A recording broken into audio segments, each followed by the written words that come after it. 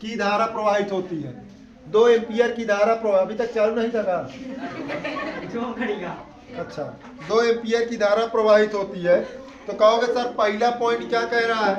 पहला पॉइंट कह रहा है तार चुंबकीय क्षेत्र के समांतर हो, थीटा बराबर कितना 0 दूसरा कह रहा है तार चुंबकीय क्षेत्र के लंबवत हो, थीटा बराबर 90 अंश कह रहा है। तीसरे पॉइंट में कह रहा है सर तार चुंबकीय क्षेत्र से 60 अंश का कोण बना रहा हो, थीटा बराबर 60 अंश।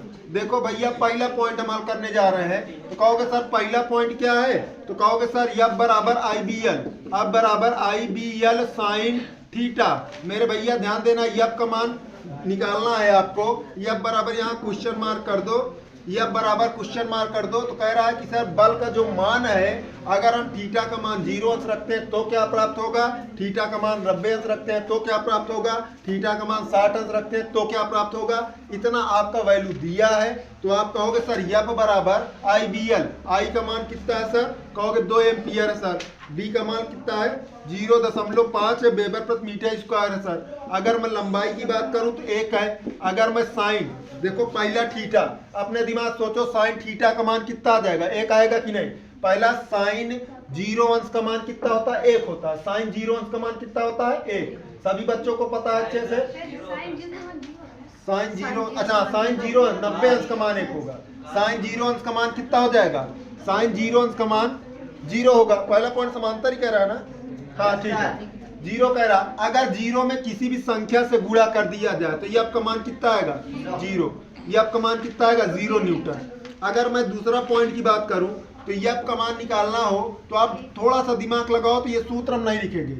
ये देखो 2 गुणे या आई का मान वही रहेगा 0.5 गुणे 1 गुणे 1। क्यों रखेंगे?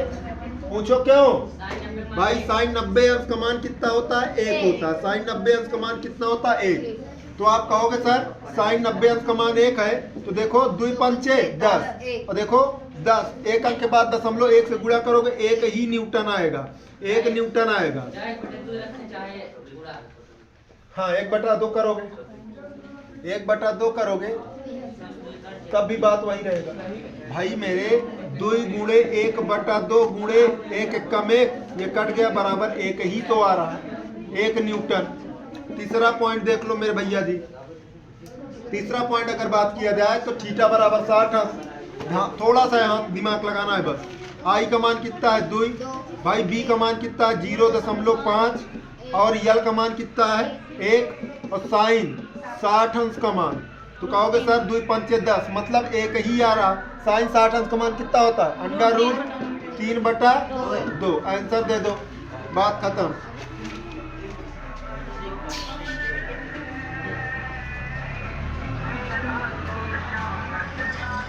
उतारो जल्दी उतारो भाई। Question number 6, question number 6। तो आप कहोगे 2 मीटर लंबे चालक में 3 एम्पियर की धारा बह रही है। 2 मीटर लंबे चालक में 3 एम्पियर की धारा बह रही है। 2 मीटर लंबे, यल लंबाई मतलब यल, 2 मीटर लंबे, 2 मीटर लंबे, 2 मीटर लंबे चालक में 3 एम्पियर की धारा। आई बराबर कितना दिया है? 3 एम्पियर की धारा बह रही है। चालक को 2.5 न्यूटन प्रति एम्पियर मीटर की तीव्रता, मतलब बी का मान कितना दिया है? 2.5 न्यूटन प्रति एम्पियर मीटर। आगे कह रहा है थीटा का मान कह रहा है कि चुंबकीय क्षेत्र में 30 अंश के कोण पर रखा जाता है। तो चालक पर लगने वाले बल की गणना कीजिए। थीटा मान कितना दिया है? 30 अंश।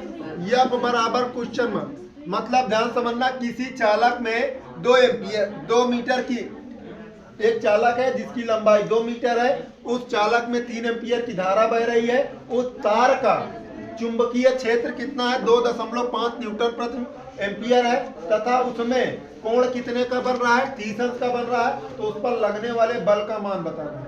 तो कहोगे सर बल एफ बराबर आई बी एल। तो आप एफ का मान निकालना, एफ बराबर, और कोई पॉइंट तो नहीं है? नहीं है। एफ बराबर आप कहोगे sir I B L sine theta. I का मान क्या है? कहेंगे मेरे भैया जी 3। बी का मान कितना है? 2.5 है ना। यल का मान कितना है? 2 गुणे साइन 30 अंश का मान, साइन 30 अंश अब अपने दिमाग से देखो, आप कहोगे 25 तिहैया 75 लिख दिए, तुम्हारे दिमाग में क्वेश्चन एक और आया होगा कि सर ये 2 काहे नहीं गुणा किए भाई। तो इससे अच्छा क्या होगा, साइन 30 अंश का मान 1/2 1/2 1/2 कट जाएगा। देखो 25 तिहैया 75 गुणे 2 गुणे 1/2, साइन 30 अंश का मान कितना होता है 1/2, 2 से 2 कैंसिल करेंगे और ये 75 है ना, ये आपका मात्रा क्या होता है न्यूटन। 7.5, क्या बात है।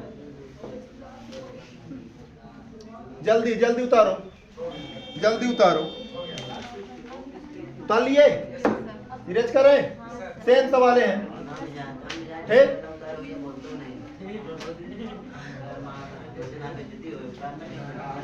अरे आपके पास वीडियो रहेगा, वीडियो में देख लेना, ठीक है।